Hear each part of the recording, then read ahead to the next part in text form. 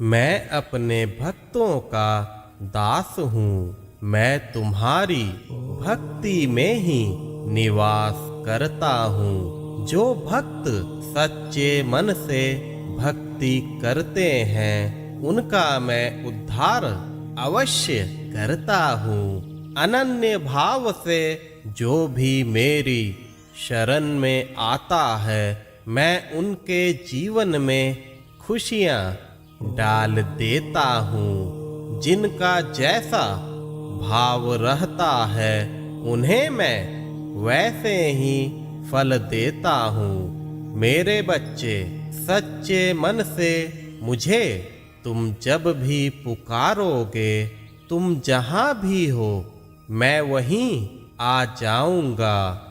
जो श्रद्धा और विश्वास से मुझे याद करते हैं उन्हें मेरी उपस्थिति अवश्य महसूस होती है। उन पर सदा ही मेरी कृपा बनी रहती है।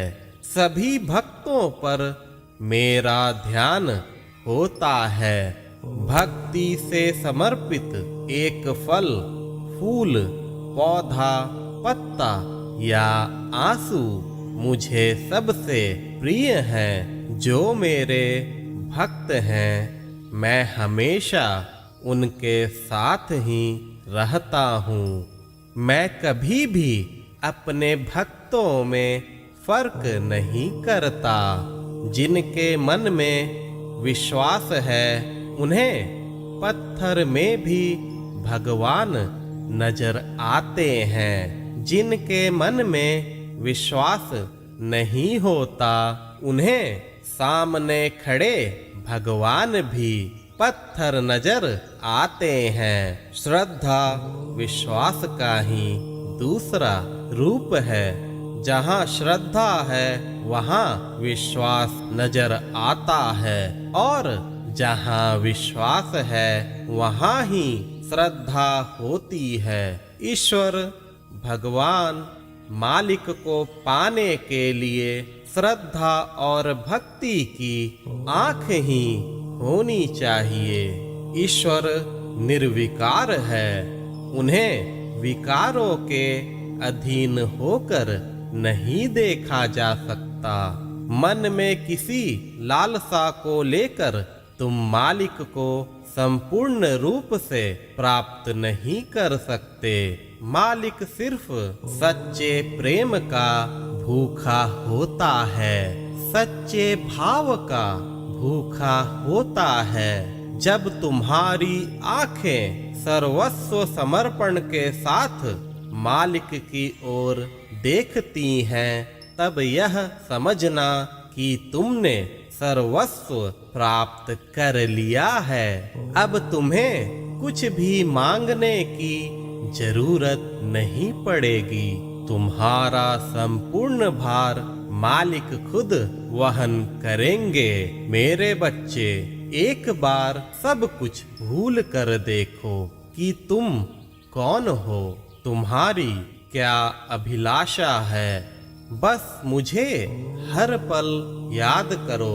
हर किसी में मेरे होने का अनुभव करो। जब इस प्रकार की निष्काम भावना जागृत हो जाएगी तब तुम्हें मैं स्वयं मिल जाऊंगा। यह मेरा वचन है। मैं तुमसे दूर नहीं हो पाऊंगा। अगर मैं ना भी चाहूं फिर भी तुम्हारा प्रेम मुझे खींच लाएगा।